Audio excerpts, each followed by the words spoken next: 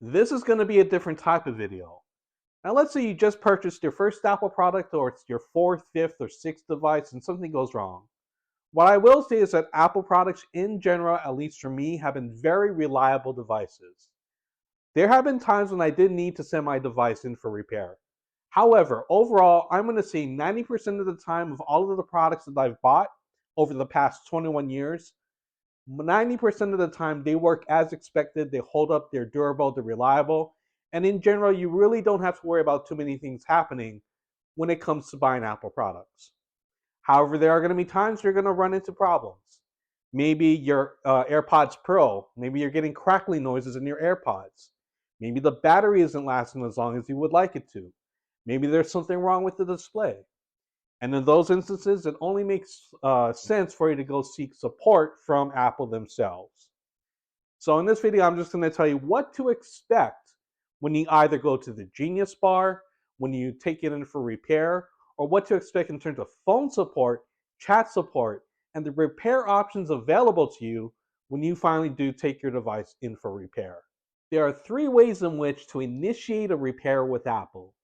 You can either chat with them on their website, you can give them a phone call for phone support, or you can go directly in person to the Genius Bar, where the Genius is going to evaluate the damage to your product. They're going to give you repair options. And in most cases, if you are covered under AppleCare, that repair is going to be free of charge because you decided to purchase AppleCare ahead of time. Now, there are exceptions to that where you will have to pay a deductible, or in fact, Apple may refuse to repair altogether. And we'll get into that later on in the video. In my experience, the quickest way to initiate a repair is to go to the support website on apple.com and start a chat with a support specialist. From there, you're going to describe the nature of your problem.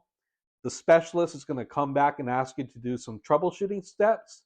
And if at the end of that conversation you're not satisfied with the repair options, you can ask to speak to a phone representative, and they can also give you a ticket number. So the reason why I generally start off with the chat is because I just want to start the ball rolling. And Apple is pretty good in terms of having chat specialists come on the line, so you can start that process a lot quicker. I find that if I have to call Apple themselves, you're going to have to go through the phone menu. You're going to have to wait a while to get connected to a specialist. So the phone support is a good option. However, just to start the process and just to get it done as quickly as possible, that's why I tend to go to the chatting first, because they are very efficient in terms of picking up that chat. If you decide to start with Apple's phone support, I have found all of their specialists to be very attentive, understanding, and accommodating when it comes to setting up the repair for my device. Now, the last time I had to call Apple support on the phone, I was having an issue with my AirPods Pro 2. For whatever reason, when it was connecting to either my iPhone or my Mac, the audio would start to stutter, and it seemed like there was something wrong with the Bluetooth connection between my AirPods and whatever the device I was trying to connect to. So I gave Apple a phone call, I described the problem that I was having, and they said that, okay, we can set up a mail and repair for you. So what they did is they sent me a box over FedEx, either 1 day or 2 day priority shipping, and I was able to take my AirPods, put it into that box, and mail it back to them. It went back to their repair depot. They did it in less than 24 hours, and from there they sent it back overnight, FedEx, and I was able to get the repair done in about 3 or 4 days at the most. So Apple's mail and repair option is very robust and it's very reliable, and it's something that I really appreciate about it, because at the time I lived about an hour and a half away from the nearest Apple store. So it only made sense for me to do a mail and repair with these AirPods. Now, for larger ticket items such as the Vision Pro or say a MacBook, I'm going to say that it's probably better, just in general, I feel better about going to the Genius Bar, and I'll talk about that in a second. However, when it does come to mail and repair, Apple is very quick about it and efficient about it, and they really want to get you back on track as quickly as possible. For bigger ticket items such as a MacBook, a Vision Pro, or an iPad, if you want to explain the situation to someone face to face, that's when you're going to go to the Genius Bar. Now, setting up a Genius Bar appointment is very easy. All you have to do is go to the support website on apple.com. It'll show you a list of the nearest Apple store to you. And from there, you can choose an appointment time. Now, when you actually go to the Apple store, you want to see a specialist in the back of the store who's going to sign you in using an iPad. You're going to wait maybe about 5 or 10 minutes, and then the genius is going to be able to see you. And from there, you can explain the situation with your device. Now, when it comes to repair options, it's going to fall into 2 or 3 broad categories. If you do not have AppleCare on your device, or if it's outside of that 1 year standard hardware warranty that comes with most Apple products, and if it's outside of that warranty, you're going to be paying a lot of money for that repair. If you have AppleCare Plus, and if it's something that is not accidental damage, Apple will generally repair your product for free because you paid up front for that AppleCare coverage. Now, if you have accidental damage and if you have AppleCare Plus, you're going to start paying a fee up front to get that product repaired.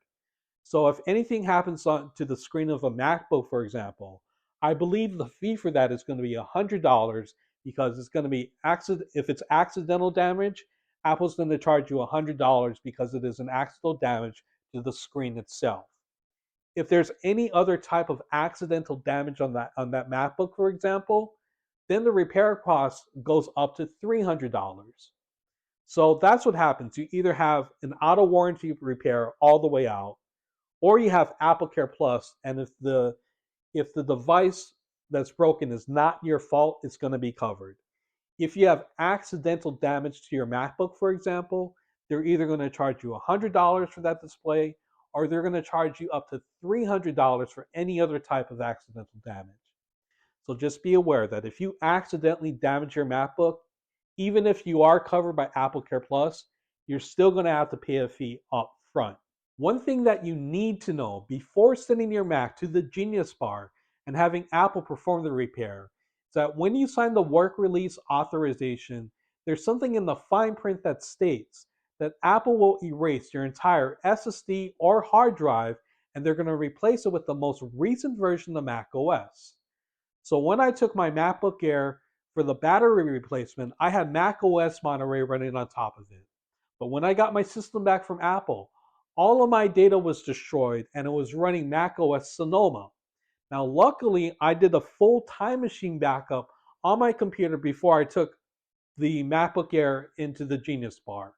But if I didn't have that time machine backup, I would have been completely out of luck and my data would have been destroyed.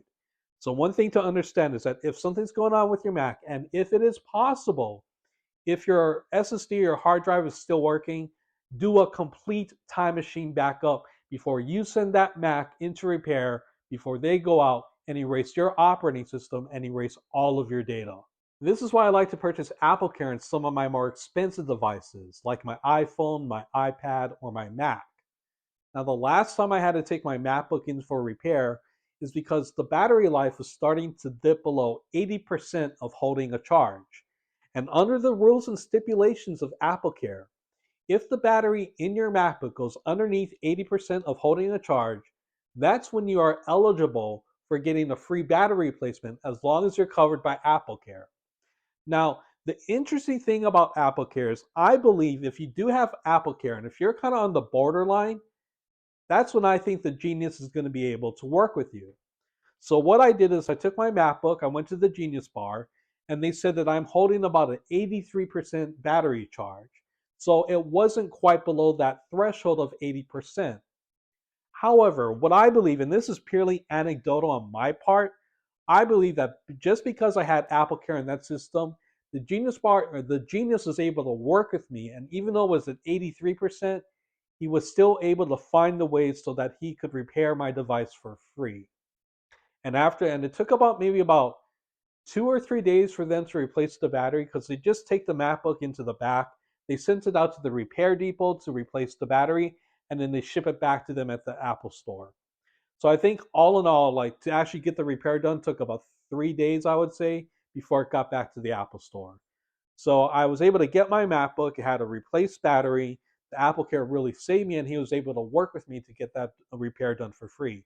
If that battery replacement were out of pocket, I would have spent close to $300. I think I would have spent $280 for that battery to get replaced.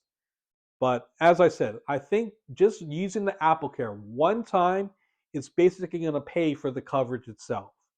So that's why I always like to get AppleCare on all of my more expensive devices. So those are your repair options when working with Apple. As I said, if you just need a case number generated to get you into the system, then go to the support website on apple.com and chat with a specialist. If you need something that requires more explaining or something of an escalation, then you can call phone support. And if there's something that you need to explain face to face and just get a situation squared away, that's when you would go to the Genius Bar. And keep in mind that if you take a Mac into the Genius Bar and they do a repair, they're going to wipe out all of your data and give you the most recent operating system. So those are the things that you need to keep in mind when dealing with Apple. Overall, I haven't had a single bad experience when working with Apple. They're very accommodating. They fix the product, and in the case that they can't fix something, they'll actually do something called a consumer replacement unit or a crew. And if the device goes in more than I think 3 times for the same repair, they're just going to swap you out with a crew. You get a brand new MacBook or you get a brand new device with the latest specs or comparable specs, and that's how they will treat you if they can't get something right. So just keep that all in mind. And overall, I really did have good experiences with Apple. All right, that's about it. Peace.